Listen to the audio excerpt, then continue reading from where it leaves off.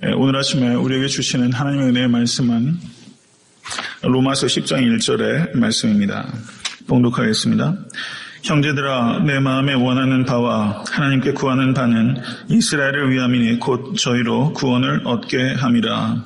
아멘. 사도 바울께서 형제들아 라고 부르는 이 대상은 누굽니까? 이스라엘 사람이에요. 유대인입니다. 사도 바울께서는 이 유대인으로부터 온갖 핍박을 당하셨어요. 그런데 사도 바울께서 다메섹으로 가셔서 그 교회를 핍박하러 갔을 때 이제 부활의 주님을 만나고 눈이 멀게 됩니다. 그때 아나니아가 그때 사울 옆에 와서 뭐라고 부르죠? 형제라고 불러요. 형제. 자기를 아나니아는 그 다메섹 기독교 공동체의 리더였고 다메섹 기독교 공동체를 핍박하러 온 그 사울 옆에 이 아나니아가 와서 형제 사울아라고 불렀습니다. 사도 바울이 그 회심의 순간을 회고할 때마다 이 아나니아가 형제라고 불러줬던 것을 기억하고 있어요. 기독교의 능력은 나를 핍박하러 잡으러 온 사람도 형제라고 부를 수 있는 능력입니다. 사도 바울께서 지금 이스라엘 유대인들을 향해서 형제들아 라고 부르는 이 말은요, 이거 아무 의미 없이 이 빈말 아닙니다. 형제들아, 정말 형제라고 생각하는 거예요. 예수 그리스도 안에서는 우리가 다 형제를 품을 수 있어야 됩니다. 이 마음 가지실 수 있는 여러분과 제가 될 수 있게 주님을 간절히 축원합니다. 로마서 9장에서 11장까지는 하나님의 구속사에서 이스라엘의 위치에 대해서 사도 바울께서 이야기하는 매우 중요한 그 문제입니다. 특별히 로마서 10장 1절은 동족들의 구원을 위해서 사도 바울의 이 애간장이 얼마나 끓고 있는지를 아주 진솔하게 과정됨이 없이 표현하고 있고 10장 2절에서 4절은 이스라엘의 불신의 이유에 대해서 말하면서 이스라엘이 열심히 있으나 무지하다.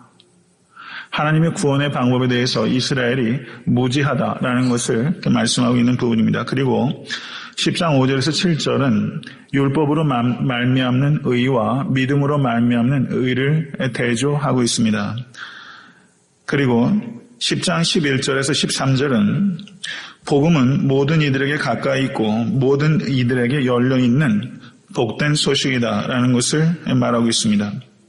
그리고 10장 16절, 17절은 구원에 있어서의 순종의 중요성을 가리키고 있고 18절에서 21절은 순종치 않는 부정적인 예로서 이스라엘의 거절에 대해서 말씀하고 있는 부분입니다. 이것이 로마서 10장에 구성되고 있는 전체적인 흐름입니다. 오늘은 10장 1절의 말씀, 한 구절의 말씀을 가지고 간략하게 설교하고자 합니다. 오늘 10장 1절의 말씀을 다시 한번 보시면 형제들아, 내 마음에 원하는 바와 하나님께 구하는 바는 이스라엘을 위함이니 곧 저희로 구원을 얻게 함이라. 저는 오늘 설교의 제목을 이렇게 정했습니다. 저를 한번 따라해 보시죠. 내가 원하고 구하는 것. 내가 원하고 구하는 것. 사도 바울이 원하고 구하는 것. 그게 뭐예요? 이스라엘의 구원이에요. 내가 원하고 내가 구하는 것. 구원입니다. 사도 바울의 모든 관심은 이 구원에 있었어요. 여러분과 제가 그 원하고 구하는 것이 무엇입니까? 영혼을 구원한 일에 우리가 이렇게 마음을 쓰고 있는지를 우리가 되돌아볼 수 있는 이 아침 될 수 있게 되기를 간절히 소원합니다. 이 애끓는 마음, 이 마음을 갖는 모든 성도 되실 수 있기를 간절히 바랍니다. 이것이 사도 바울의 마음이요. 사도 바울은 이 마음을 빚진 자의 마음이라고 표현했어요. 빚진 자. 헬라인이나 야만이나 지혜 있는 자나 어리석은 자에게. 이 말은 세상 모든 사람들을 구분할 때 여러 가지로 구분할 수 있어요. 헬라인과 야만인. 헬라인들은 자기네들은 헬라인, educated이 됐다는 뜻입니다. 헬라인과 그 외 나머지 사람들은 다 야만인이에요. 유대인이 있으면 나머지는 이방인이죠. 지혜 있는 자가 있으면 어리석은 자예요. 이것은 모든 사람을 의미하는 겁니다. 사도 바울은 내가 모든 사람에게 빚진 자다라고 말해요. 성도 여러분, 빚져보신 적 있으세요? 골목을 딱 가다가 저쪽에서 빚진 사람 나면 어떻게 합니까? 냅다 주랭랑 놓죠. 모든 사람에게 빚졌으니 그 마음이 오죽했겠어요. 이 빚진 자의 마음, 이거 참 답답한 노릇이죠. 이 사도 바울은 모든 사람에게 빚진 마음을 가지고 있었어요. 다메섹에서 만난 부활의 주님 만나서 구원을 얻고 보니 이 마음 갖게 되는 것입니다. 빚진 자의 마음, 빨리 빚을 청산해야 마음이 홀가분하죠. 빚을 빨리 갚고 싶은 마음, 이 마음, 복음의 빚을 진 사람, 이 마음 여러분과 제가 가져야 될 줄로 믿습니다. 사도 바울께서 이런 마음을 가지셨는데 사도행전 4장 19절에서 20절의 말씀을 보시면 베드로와 요한이 사내들인 공회에서 이렇게 말합니다. 하나님 앞에서 너희 말 듣는 것이 하나님 말씀 듣는 것보다 옳은가 판단하라. 우리가 보고 들은 것을 말하지 아니할 수 없다. 라고 말했습니다. 보고 들은 것을 말하지 아니할 수 없다. 로버트 스피어란 분이 이런 이야기를 했어요. 세계의 복음화는 무엇보다도 기도의 부흥에 달려 있습니다. 전도의 시작은 기도하는 데서부터 시작됩니다. 이것을 기억하실 수 있기를 간절히 바랍니다. 내가 마음에 원하는 바와 하나님께 구하는 바는, 전도는 어디서 시작해요? 하나님께 구하는 데서부터 시작해요. 그렇기 때문에 로버트 스피어라는 분이 말씀하신 이 단순한 말은 참으로 맞지요. 세계 복음화는 기도의 부흥에 달려 있습니다. 기도의 부흥에 달려 있어요. 올해 저희가 불신자 전도회 교회가 총력을 기울이길 바라고 이제 불과 100일여 앞에는 과테말라 선교가 있어요. 선교의 시작은 무엇입니까? 기도예요. 기도예요. 우리가 선교지에 가서 특별하게 뭘 하겠다라는 것보다는 우리가 기도하는 마음으로 하나님께서 하실 일들을 기대하면서 그 하나님의 인도하심에 순종하는 게 제일 중요한 문제라고 생각합니다.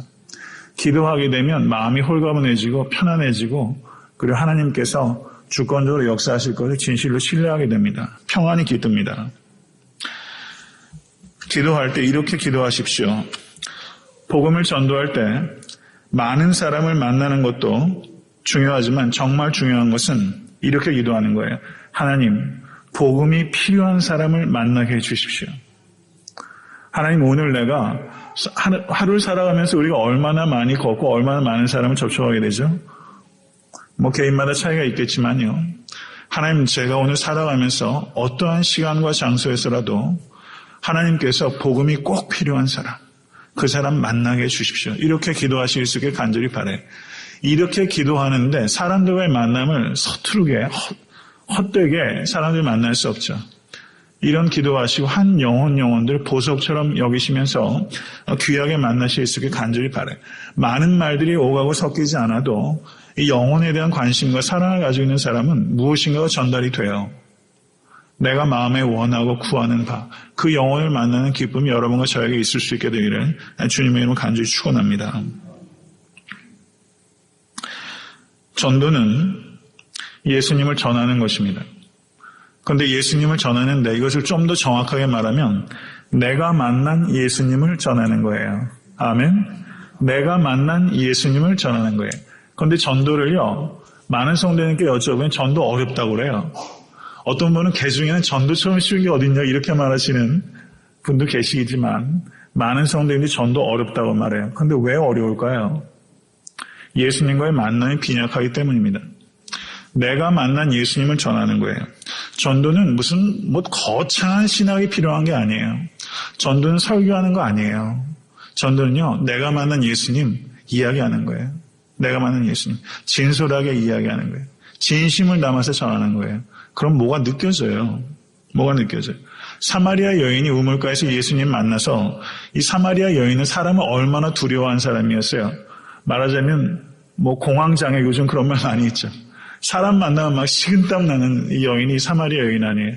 이 여인이 어떻게 가서 예수님을 전할 수 있어요? 이런 변화가 어떻게 가능하죠? 예수님 만났기 때문에 되는 거예요. 예수님 만났기 때문에. 예수님께서 생명을 주셨기 때문에. 사마리아 여인은 가가지고 예수님과 만나서 그 짧은 시간 동안에 무슨 조직신학 1, 2, 3 언제 배웠겠어요? 그런 거 아니잖아요. 예수님 만났잖아요. 예수님 만났잖아요. 그래서 와 보라, 나의 행한 모든 일을 내게 말한 이 사람을 보라. 이는 그리스도가 아니냐. 너무나 명확하게 정말 내가 만난 그분이 그리스도라는 것이 이 사마리아 여인이 경험하지 않습니까? 그래서 여자의 말이 그가 나의 행한 모든 것을 내게 말하였다 증거하므로 그 동네 중에 많은 사마리아인이 예수를 믿는지라 라고 말합니다. 사마리아 사람들은 이 사마리아 여인의 말을 들었어요. 그런데 사마리아 여인의 삶의 변화를 봤어요. 우리가 예수님을 증거하면 사람들은 우리의 말을 듣습니다. 그런데 사람들은 우리의 삶을 봐요. 우리의 삶을 봐요.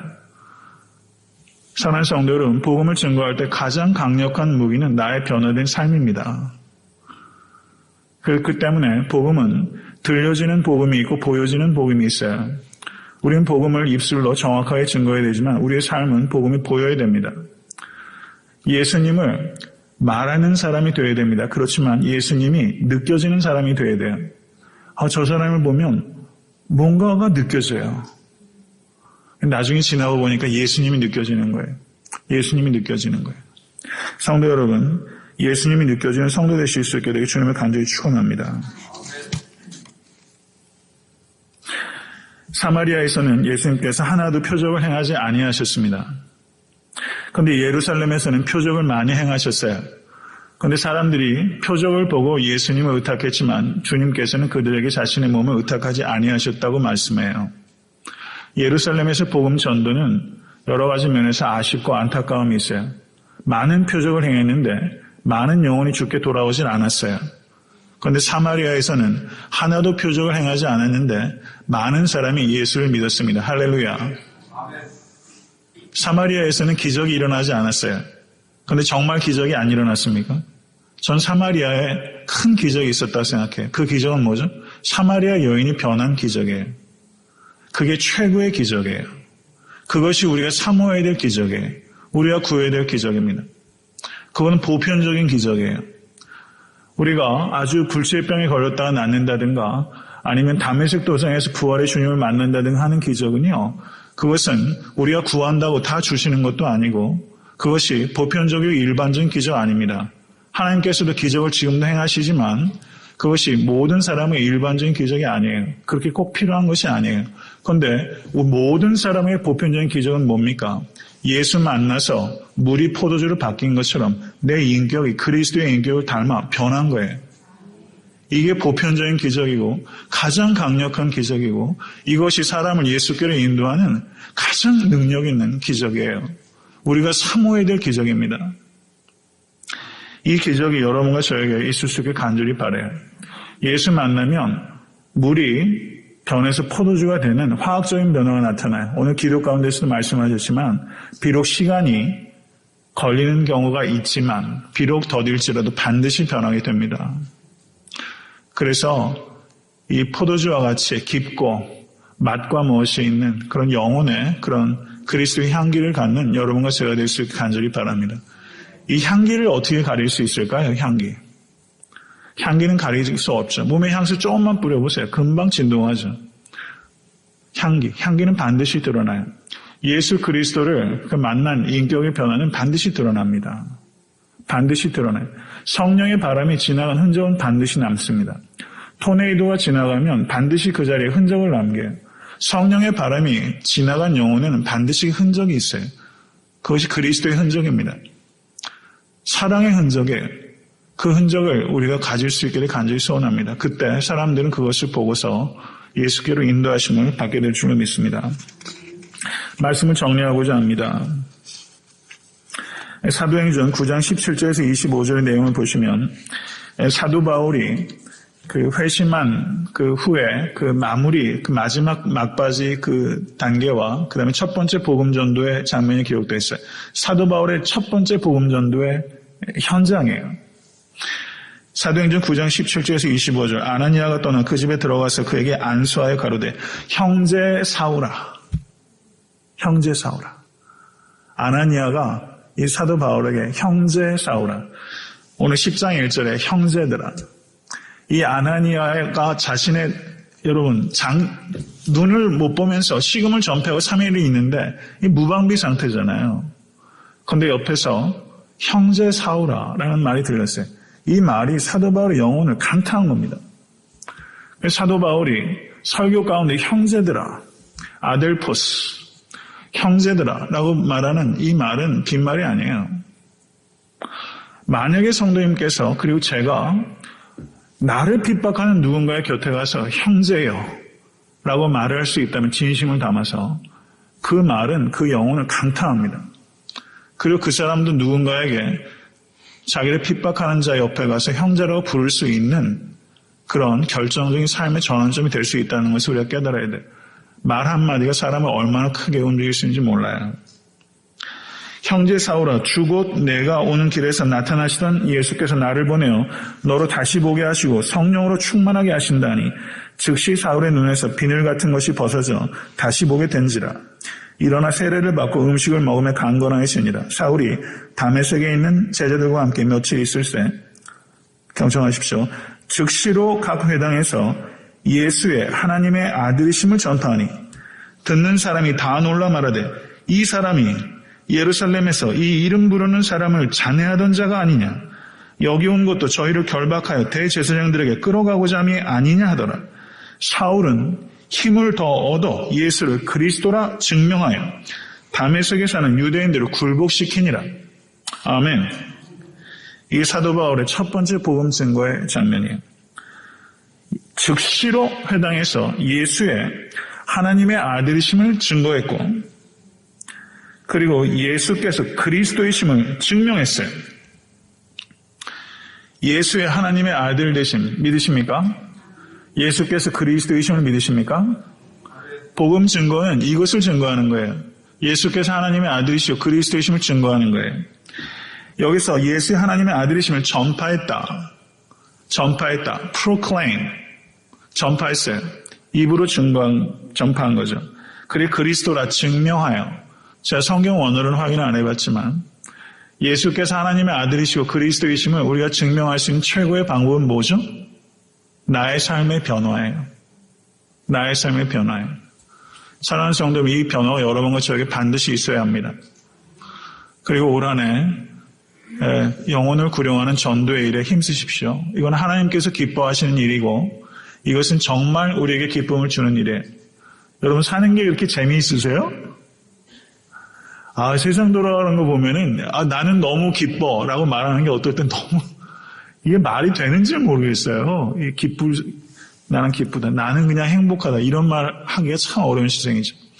근데 우리에게 기쁨이 있어요. 그 기쁨은 무엇입니까? 내가 기뻐하고 또한 기뻐하리라. 사도 바울이 얘기했던 그 기쁨은 복음의 진보를 기뻐하는 겁니다. 복음의 진보를 기뻐하세요. 세상살이가 녹록하진 않죠. 근데 진정한 기쁨은 복음을 증거하는 기쁨이에요. 이 기쁨, 그리고 이것이 하나님을 기쁘시게 하는 것입니다. 무엇이 주를 기쁘시게 하는지 시험해 보실 수 있는 여러분과 제가 될 수 있기를 간절히 바라요. 예수님 증거하십시오. 우리가 살아가는 그 모든 삶의 현장에서 예수님 증거하십시오. 그때 비로소 의미를 갖게 되고 복음 증거할 때 하나님께서 힘주시고 내가 너와 정령 함께하리라. 모세에게 말씀하셨던 그 하나님, 내가 너희로 사람을 낚는 어부가 되게 하리라. 이 뜻은 I will make you 이렇게 말씀하신 거예요. 사람을 낚는 어부가 되게 하는 것은 하나님께서 주님께서 하시는 거예요. 복음 증거하시면 하나님께서 능력 주십니다. 능력 있는 그리스도인 되기 원하시면 복음 증거하세요. 그렇게 결단하시겠습니까? 어부가 되십시오. 아멘.